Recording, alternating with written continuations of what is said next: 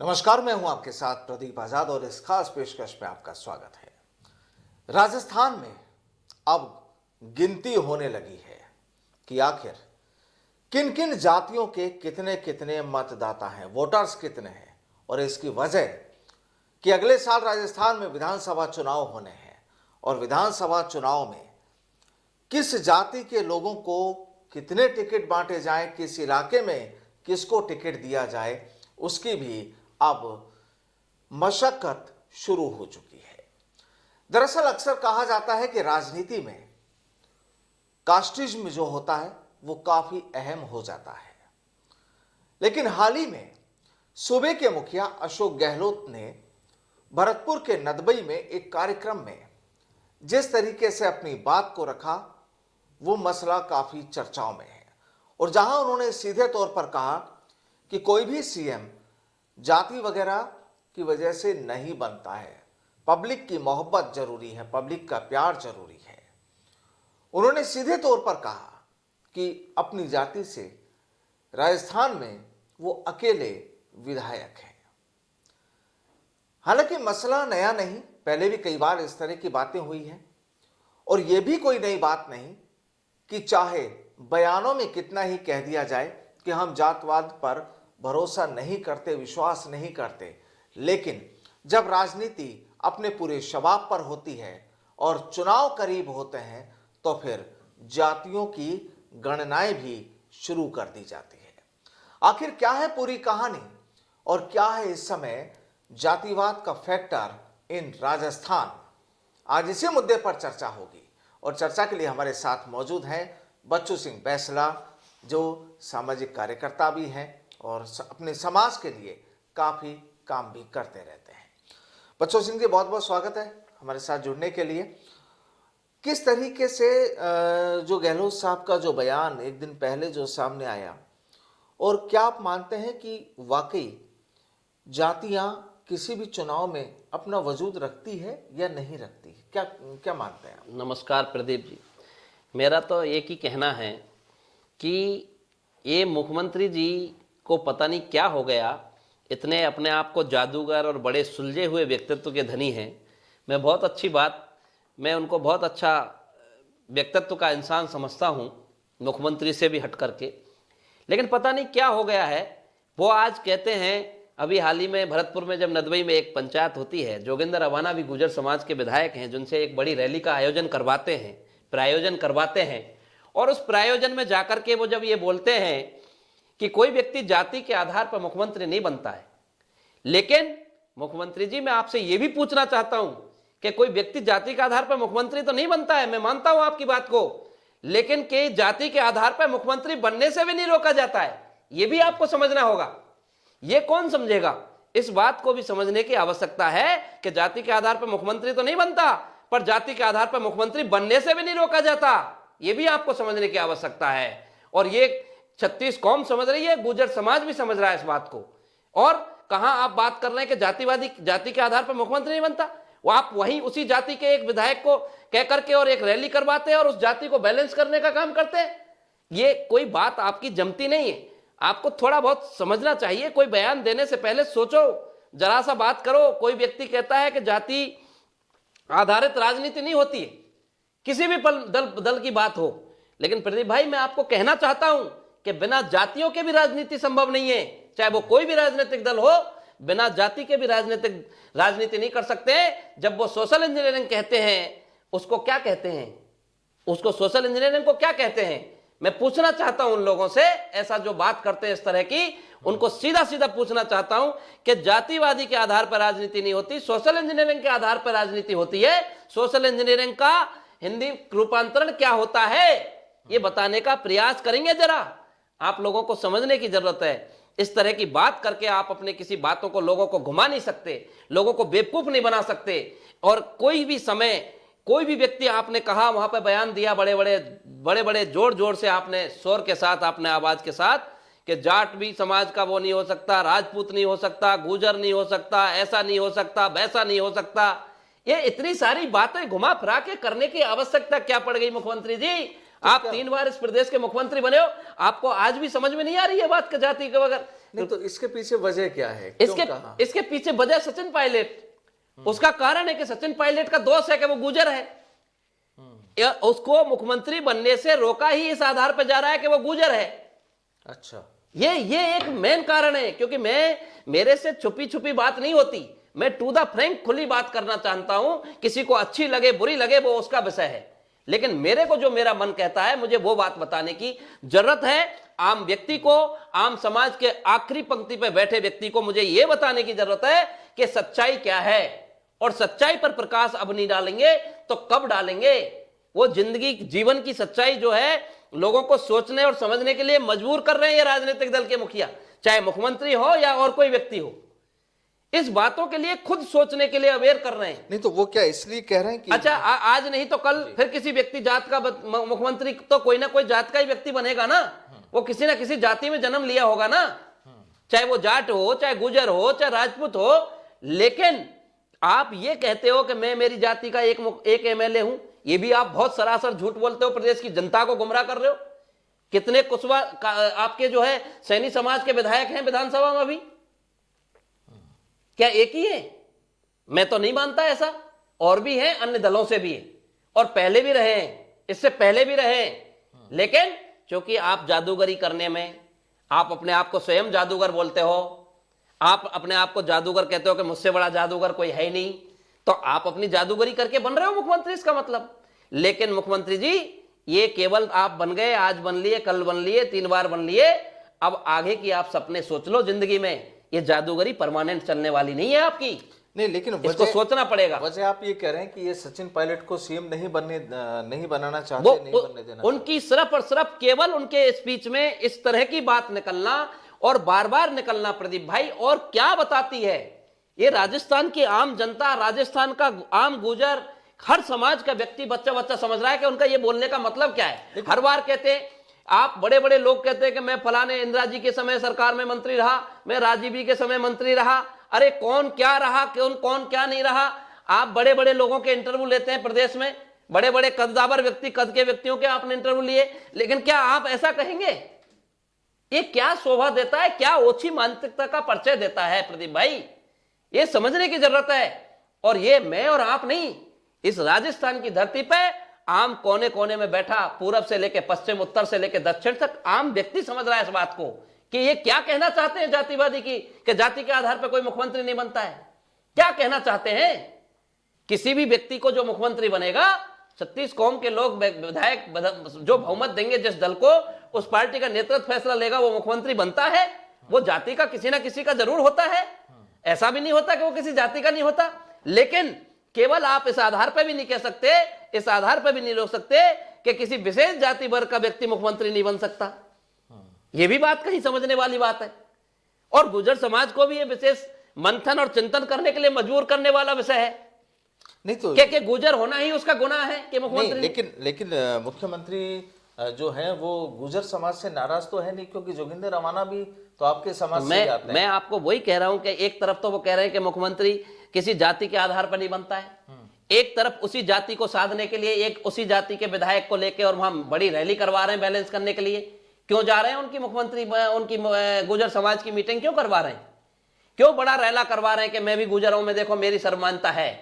क्यों दिखा रहे हैं? अगर वो जाति की आपको जरूरत नहीं है, उस वोट की, उस जाति के वोट की जरूरत नहीं है ना आपको, बिल्कुल, तो आपको ये काम करने की जरूरत नहीं। आपको उनके कार्यक्रम में गेस्ट बन के जाने की, और उसी जाति के व्यक्ति विशेष को पकड़ करके आपने जाके और वो उसको बैलेंस करने के लिए मीटिंग करवा रहे हैं। क्या उसके पीछे वजह यही वजह है? ये क्लियर है, इस बात को आम आदमी समझ रहा है, लेकिन वो समझकर भी अनजान हो रहे हैं।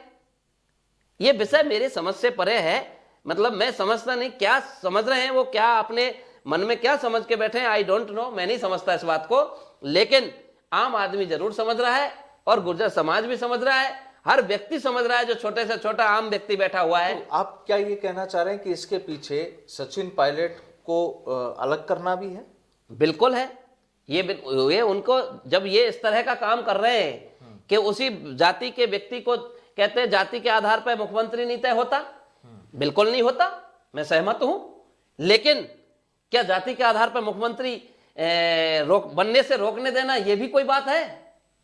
ऐसा भी कोई बात होती है? और उसी के बैलेंस करके आप ये काम कर रहे हो, तो इसका क्या अर्थ बता रहे हो? तो क्या इन्होंने रोका है पायलट को मुख्यमंत्री? बिल्कुल रोका है, 100% रोका है। इस बात के आधार पर रोका है कि गुजर जाती है कि मुख्यमंत्री बन जाएंगे तो पता नहीं क्या हो जाएगा, प्रलय आ जाएगी, क्या बन जाएगा, इस आधार पर भी उन्होंने मुख्यमंत्री बनने से रोका है। लेकिन सचिन पायलट तो खुद कई बार अपने बयानों में, अपने भाषणों में ये चीज कहते हैं कि उन्हें ऐसा कुछ भी नहीं है कि सब वो कोई गुजर हैं या कुछ है। उनके लिए तो 36 कौम की बात करते हैं। नहीं, वो सीएम भी 36 कौम की सीएम भी बात करते हैं। मैं आपको वही कह रहा हूं कि सीएम 36 कौम की बात करते हैं और एकदम कहते हैं कि मैं मेरी जाति का अकेला विधायक हूं, तो वो जातिवादी की बात नहीं हुई। और जो व्यक्ति जितनी ज्यादा जातिवादी की बात नहीं करते कि जातिवादी की बात नहीं होनी चाहिए, वही सबसे अधिक जातिवादी करते हैं। ये भी मैंने देखा है, बहुत सारे लोगों में देखा है, बहुत सारी व्यवस्था में देखा है, जिन्होंने ये कहा कि जातिवादी से राजनीति नहीं होती है, सिंगल जाति से नहीं होती, वो सबसे ज्यादा जातिवाद के उदाहरण हैं। उनसे बड़ा जातिवादी कोई नहीं करता है। ये मैं आपको प्रैक्टिकल बता रहा हूं इस बातों की। इनके बहुत सारे मेरे पास वो हैं। उस ज्यादा मत उसके बारे में अपन ज्यादा डीपली नहीं करना चाहते, लेकिन मैं कहता हूं कि जातिवादी जो व्यक्ति कहे कि जातिवादी की राजनीति होती है और वही लोग जातिवादी पे सबसे ज्यादा अपना जातिवादी पे काम करते हैं, फिर वो जो बात है वो गले नहीं उतरती है। तो क्या लग रहा है अब इस समय राजस्थान की राजनीति में चल क्या रहा है?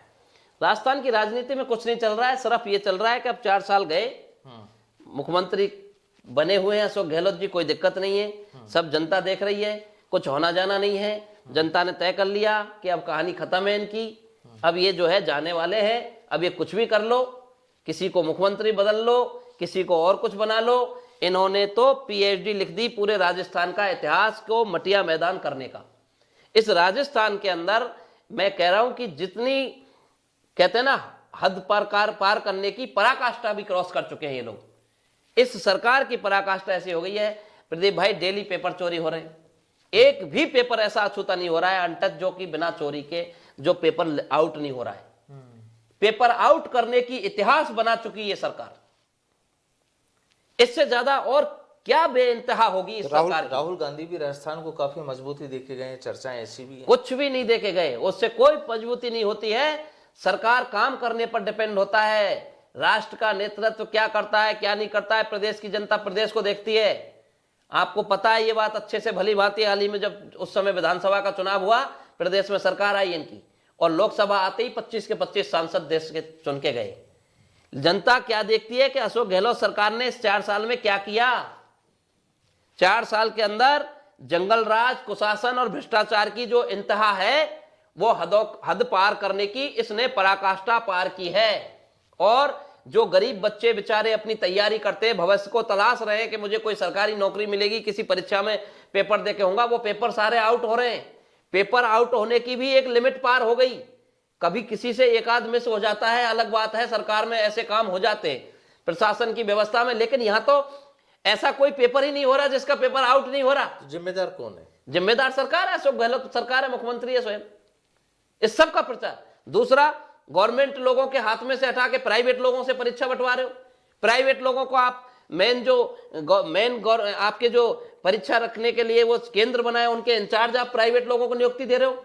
और उनको नियुक्त कौन करवा रहा है? आपका ही कोई मंत्री, आप मुख्यमंत्री स्वयं, आपके लोग ही उनको नियुक्त कर रहे हैं। यानी कि गवर्नमेंट के अधिकारियों से आपको भरोसा हट गया, गवर्नमेंट के कर्मचारी उस व्यवस्था से हटा करके आपने private Rajiv Gandhi study circle करके उसके लोगों को उन परीक्षाओं की जिम्मेदारी दे दी। यानी कि जलेबी की रखवारी कुतिया को दे दी जो खुद ही खाने वाली है। इससे ज्यादा पराकाष्ठा क्या होगी प्रदीप भाई? इस प्रदेश की जनता त्राहिमाम कर रही है। तो आज ये समय देख रही है कि कब चुनाव आए और इनको सूद सहित वापस लौटा के इनको घर बैठाने का काम करके भेज दे। तो चुनाव का मौसम भी नजदीक आ रहा है, 2023 भी आ रहा है। बिल्कुल 2023 आ गई, बिगल बच चुका है। 4 दिन बाद हम एंट्री कर चुके होंगे। बिल्कुल 2023 में एंट्री कर चुके होंगे और 2023 की एंट्री होते ही इनका बोरिया बिस्तर बंधना तय है। इनको कोई नहीं, भगवान भी नहीं बचा सकता है, क्योंकि इन्होंने इतना पाप कर लिए, उन पापों के कारण इनको जाना पड़ेगा। ये सच्चाई है। तो क्या लगता है चुनाव? अब ये किसी की बात को, कोई भी बातों को, चाहे जातिवादियों की राजनीति वाली बात करते रहे और कुछ बात करते रहे, तरह तरह की बातें आएंगी। अब चुनाव नजदीक आएगा, जैसे जैसे बहुत सारी बात आएंगी और जातिवादियों के उन नेताओं को पकड़ के भी बैलेंस करने का काम करेंगे, लेकिन इनको कोई नहीं बचा सकता है, ऐसा मेरा विश्वास है। क्योंकि इनके पाप का घड़ा भर चुका है। इन्होंने 4 साल में जो जंगल राज और भ्रष्टाचार और कुशासन की जो स्थिति, एक शासन नहीं दिया है, इसको सुशासन नहीं कह सकते। 4 वर्ष का कार्यकाल बना रहे थे सुशासन के रूप में, लेकिन मैं कहता हूं कि सुशासन बनाने का हक ही नहीं है इनको। ईमानदारी की बात है, मैं आज तक की ऐसी सरकार कोई नहीं देखी मैंने, निकम्मी, ऐसी निकम्मी सरकार जिसने इस तरह का हाल हो गया कि भगवान भरोसे प्रदेश को छोड़ दिया है। कोई कानून का राज नहीं है, कोई कानून का मुखिया नहीं है, किसके हाथ में कमान है कोई पता नहीं है। मुख्यमंत्री अकेले प्रदेश के मुख्यमंत्री नहीं है, हर विधानसभा का जो विधायक है वो हर प्रदेश का, वो अपने विधानसभा का मुख्यमंत्री है। ऐसी सरकार चली है, इसलिए उसका ऐसा मटिया मैदान और ऐसा कुशासन का जो परिणाम सामने देखने को जनता को मिला है, वो यही उसका परिणाम है सबसे बड़ा। तो 2023 की तैयारियां लगभग शुरू हो चुकी हैं और फिर जंग होगी, सियासी फिर जंग होगी, तो क्या लगता है कि इस बार कांग्रेस मजबूत नहीं रहेगी? बिल्कुल जंग होगी और कांग्रेस मजबूत किसी भी सूरत में नहीं रहेगी, ये मैं आपको क्लियर कह रहा हूं। और जब से कभी भी बात होती है मेरे माध्यम से, जब मुझे मौका मिलता है, मैं हमेशा कहता आया हूं कि कभी भी कोई भी व्यक्ति विशेष पर निर्भर करता है, चेहरा मोहरा बदल सकते हैं, कई बातें होती हैं, लेकिन जो अब प्रदेश की जनता मानस बना चुकी है, अब बहुत देर हो चुकी है, अब वो व्यवस्था में कुछ भी समय रहते अगर कुछ बदलाव होता तो शायद कुछ गुंजाइश थी, कुछ अच्छा होने की, कुछ संघर्ष करने की, कुछ बराबर का टक्कर करने की, लेकिन आज वो स्थिति नहीं बची है। अब आगे आने वाला समय आपको खुद देखने को मिलेगा। तो अब जो 8-9 महीने बचे, क्या आपको लगता है कि जो सचिन पायलट की जो मांग है या उनके समर्थकों की जो मांग है, यहाँ पर क्या अब उम्मीद है आपको कि इनको कहीं ना कहीं अच्छी कमान मिल सकती है? लगता है कुछ भी कमान मिल जाए, मुझे तो नहीं लगता है। मुझे तो भरोसा हट गया है इन चीज़ों पर। अभी इस बारे में विषय करना, बात करना भी मुझे उचित नहीं लगता है, ये सच्चाई है, क्योंकि मुझे अब उस विषय पर बात करना भी उचित नहीं लगता है। और मैं आपको वही कह रहा हूं वापस कि अब कुछ भी मिल जाए, कुछ भी मिल जाए, लेकिन अब जो होने वाला है वही होगा। लेकिन या तो गहलोत और पायलट दोनों कहते हैं कि हम इस बार सरकार रिपीट करेंगे। ये तो सब केवल दिखावने और बयान, हर व्यक्ति को अपना अधिकार है, स्वतंत्र है। मैं कुछ भी बोल दूं, वो कुछ भी बोल दें कि हमारी सरकार दोबारा रिपीट कर रही है, हम ऐसा कर रहे हैं, हमने बहुत अच्छा काम किया। और मैंने आपको कहा है कि मैं जो बोल रहा हूं, शायद मुझे ऐसा लगता है, मैं 100% आपको दावे के साथ बोल रहा हूं, बड़े कॉन्फिडेंस के साथ, विश्वास के साथ, कि जनता ने जो 4 साल कुशासन का राज देखा है, एक व्यक्ति के हाथ में कमान नहीं रही है, वो बातों का जवाब कौन देगा? वो जनता अभी जवाब नहीं पूछती। अभी तो उनका हाथ में राज है, अभी वो प्रदेश के मुख्यमंत्री हैं, अभी थोड़ा बहुत कानून उनके हाथ में, उनके शासन उनके हाथ में, अधिकारी उनके हाथ में। कोई कुछ बोले तो उसको बैलेंस करा सकते हैं, उसको नुकसान पहुंचा सकते हैं, इसलिए कोई जनता खुल के नहीं बोलती है। लेकिन ये तय हो गया कि अभी इन्होंने जो 4 साल में जो राज किया है, वो राज नाम की चीज नहीं है, और जनता ऐसा राज कभी जीवन में दोबारा नहीं देखना चाहती है, ये मेरा विश्वास है। तो यानी कुल मिलाकर आप ये कह रहे हैं कि 2023 के इलेक्शन में कांग्रेस की मजबूती हाथों से फिसल चुकी है? बिल्कुल फिसल चुकी है, ये मेरा विश्वास है। बहरहाल पूरी तरह जब बात राजनीति और सियासत की होती है तो ठीक है, आरोप प्रत्यारोपों की बात होती है, बयानों पर कटाक्ष भी होते हैं, बयानों का विश्लेषण भी होता है, और तमाम चीजें पब्लिक डोमेन में जब होती है तो हर चीज परखी और देखी जाती है। लेकिन बड़ा सवाल ये कि क्या कांग्रेस राजस्थान में साल 2023 के विधानसभा चुनाव में रिपीट कर पाएगी? सवाल ये कि क्या राजस्थान में आने वाले दिनों में कोई सियासी बदलाव की गुंजाइश नजर आती है? क्योंकि जिस तरीके से जो माहौल बन रहा है और जिस तरीके से यहाँ पर जो चर्चाएं जो चल रही हैं, उसको देखते हुए कहा यही जा सकता है कि अब शायद बहुत देर वक्त निकल चुका है, वक्त हाथ से निकल चुका है, बहुत देर हो चुकी है, वो समय गया, बीत गया। जो समय पे कुछ होता तो कुछ शायद उसका लगता कि परिणाम मिलने की संभावना थी, अब लेकिन वो समय जा चुका है, अब कुछ नहीं होने वाला। तो देखते हैं आने वाले दिनों में, चूंकि अब चुनाव में ज्यादा वक्त बाकी नहीं रहा, 4 दिन बाद में हम लोग साल 2023 में भी दाखिल हो जाएंगे, और माना जा रहा है कि दिसंबर में इलेक्शन भी होंगे। तो केवल अभी 6-8 महीने बाकी हैं, और 6-8 महीनों में क्या क्या चीजें निकल कर आती है और राजस्थान की सियासत किस मुकाम पर पहुंचती है, देखने वाली बात वो भी होगी। लेकिन जो भी होगा काफी दिलचस्प होगा। बहुत बहुत शुक्रिया बैसल जी हमारे साथ जुड़ने के लिए। और आज के लिए फिलहाल इतना ही। नमस्कार।